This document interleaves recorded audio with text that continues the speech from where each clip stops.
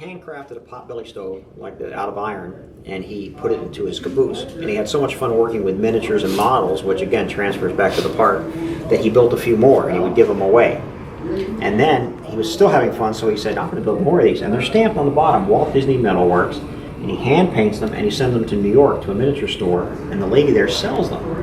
And this is one of his own made. He made that. He hand painted it, did everything to it, right? And I've only seen two others, and they're both up at the Fallon Museum in San Francisco. So I think that's sort of a unique, and it's a look at Walt Disney, the man. Yeah. You know, the guy working on a hobby, really having fun. Yeah, instead of not just the businessman. So I think that's pretty cool. And I think that's a really great piece to start the collection. The artifacts on offer in this auction, two of the important items that I designed a long time ago, so it gives me great joy to come out here and see all this nostalgic history that's on offer here today. The red panel here is from the monorail, 1959. First operating monorail in the Western Hemisphere. The yellow panel on my left is train number 3.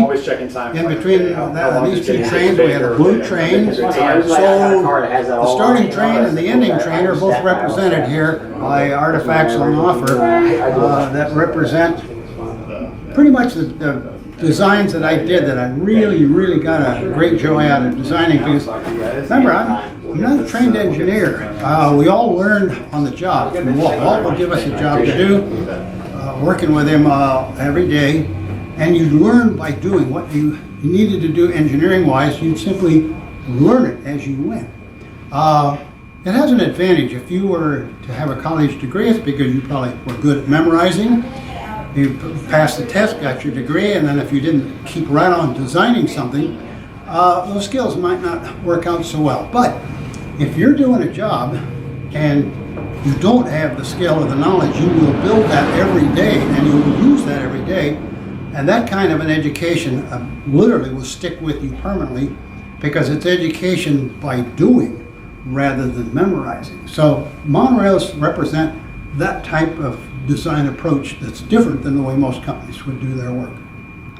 For 1964-65 World's Fair, Walt Disney had 4 different attractions at the fair. We had the big one, which was the Ford Magic Skyway attraction. We had the General Electric Carousel of Progress. We had the Small World. And at the same time, we had the first believable animated human, President Abraham Lincoln, for the state of Illinois. I got a chance to work on all of those projects. The main one was the Ford project, which I started in July of 1961, and then moved into the General Electric project, did a bunch of animated show action equipment for the Small World, and then sort of at the last second, Walt asked me to design the mechanical Abraham Lincoln. So that was a very quick 90-day job taken out of the time that I was doing the Ford Motor Company attraction. All of us at WED Enterprises in those days, we were all of us working on all of those attractions all together. It was common for Walt to have us work on 4 things at once. Well, this is a very cute little artifact here. A lot of people forgot that when Disneyland first opened, we had the Mr. Toad attraction. And the idea was you were driving a car in a haphazard manner, and you eventually were killed by a train. So where would you go afterwards? You would probably go to hell.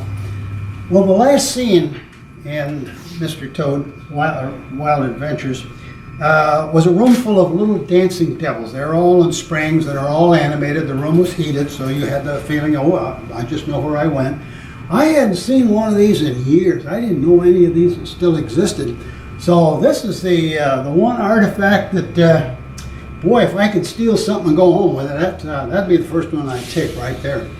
Because it does represent a very whimsical part of storytelling that Walt had in the very first opening days of Disneyland at the Mr. Toad's Wild Ride.